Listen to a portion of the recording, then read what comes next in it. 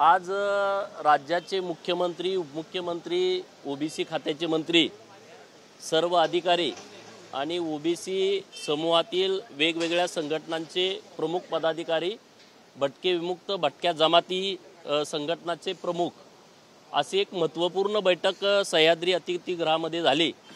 आणि या बैठकीमध्ये काही जो राज्यामध्ये गैरसमज निर्माण झाला होता, मराठा समाज आणि ओबीसी समाजामध्ये वाद निर्माण करण्याचा प्रयत्न काही लोक सातत्याने करत होते, त्याबाबत राज्य सरकारने भूमिका स्पष्ट केली की महाराष्ट्रातील गरीब मराठा समाजाला आरक्षण देण्याच्या बाबतीमध्ये सरकार गांभीर्याने विचार करत आहे।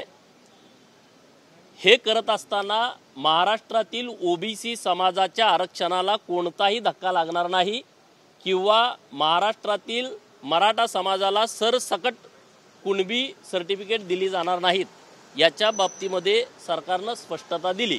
हा जो महत्त्वपूर्ण विषय जो होता तो विषय चर्चेला गेला। दुसरा विषय जो होता, महाराष्ट्रातील ओबीसी समाजाची जनगणना झाली पाहिजे।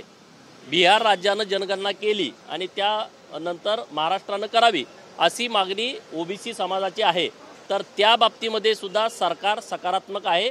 आता जनगणना हा शब्द वापरू नका असं सुप्रीम कोर्टाने बिहारच्या जनगणनेच्या बाबतीमध्ये सांगितलं, तर तो सर्वेक्षण करा, तर ते सर्वेक्षण करण्याची राज्य सरकारची तयारी आहे। बाकीचे आणि सगळे विषय झाले। महाज्योतीच्या बाबतीमध्ये महाज्योतीला निधी कमी आणि मग इतर संस्थांना निधी जास्त दिला जायचा, म्हणजे सारथी, बार्टी आणि टार्टीला निधी जास्तीचा दिला जायचा, 300-350 कोटी आणि एका संस्थेला 300 कोटी, परंतु महाज्योतीला 50 कोटीच दिला जायचा। तर आता राज्य सरकारने भूमिका पूर्णपणे बदललेली आहे।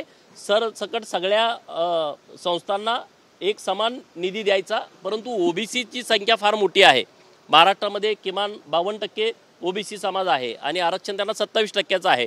तर या संस्थांना निधी देताना जास्तीचा विचार करण्याची मागणी सरसकट ओबीसी नेत्यांनी केली, तर सरकारने त्या बाबतीमध्ये सुद्धा सकारात्मक भूमिका घेतलेली आहे। महामंडळांच्या बाबतीमध्ये सुद्धा जो निधीचा असमानता आहे त्यामध्ये सुद्धा राज्य सरकारने भूमिका स्पष्ट केली। इथून पुढे तसं कोणतंही गोष्ट होणार नाही, तसा निर्णय कोणताही होणार नाही। ओबीसी महामंडळ जेवढी आहेत त्या महामंडळांना जास्तीचा निधी देण्याच्या बाबतीमधला शब्द माननीय मुख्यमंत्री, उपमुख्यमंत्री महोदयांनी आजच्या बैठकीमध्ये दिला। 72 विद्यार्थी वसतिगृह आहेत ज्या बाबतीमध्ये निर्णय झाला, परंतु वसतिगृह चालू झाली नाही।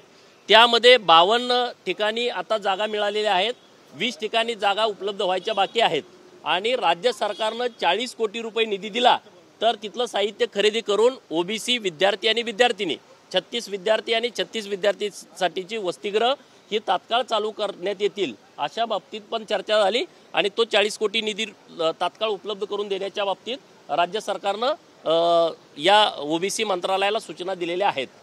बाकी एक महत्त्वाचा विषय आहे की वेगवेगळ्या भरती होत आहेत, परंतु त्या भरतीमध्ये ओबीसी समाजाच्या जागा कमी येत आहेत। 27%च्या हिशोबानं जागा येणं गरजेचं आहे, भटके विमुक्तांच्या आणि ओबीसीच्या, SC STच्या पण तशा पद्धतीनं जागा येत नाहीत। तर राज्य सरकारकडे मागणी केली की बिंदू नामावलीप्रमाणे रोस्टर तपासणी झाली पाहिजे, त्याशिवाय कोणतीही भरती होता कामा नये।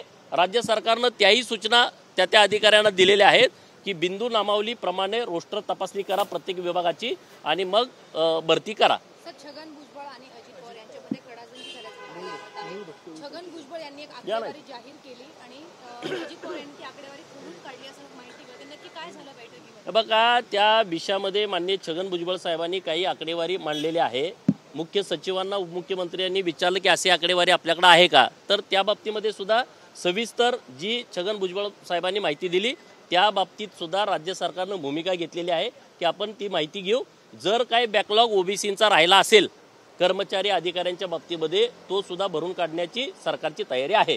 भटक्या विमुक्तांतले अनेक प्रश्न चर्चेले गेले की भटका विमुक्त गावगाड्याच्या बाहेर राहणार आहे, पालामध्ये राहणार आहे, भिक्षकरी समूह आहेत, खूप आहेत, डवरी, गडसी, गोसावी, गिरी गोसावी, वासुदेव, बहुरूपी असे छोटे छोटे घटक, त्यांच्यावरती अन्याय होतात। आता काल परवा कोकणामध्ये वासुदेव लोकांना मारलं, तिकडं कुडाळमध्ये, तिकडं राईनपाड्यामध्ये 5 डवरी समाजाची मंगळवेढा तालुक्यातली लोक त्यांची निर्गुण हत्या झाली, त्यांना नोकरी देण्याचा विषय आहे। तर असे सगळे विषय चर्चेले गेले।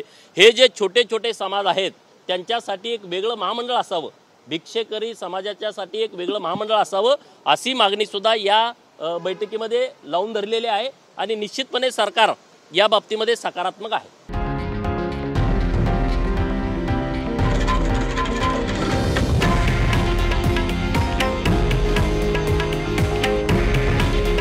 हे आहे देशातील नंबर 1 न्यूज नेटवर्क आणि आपण पाहत आहात TV9 मराठी.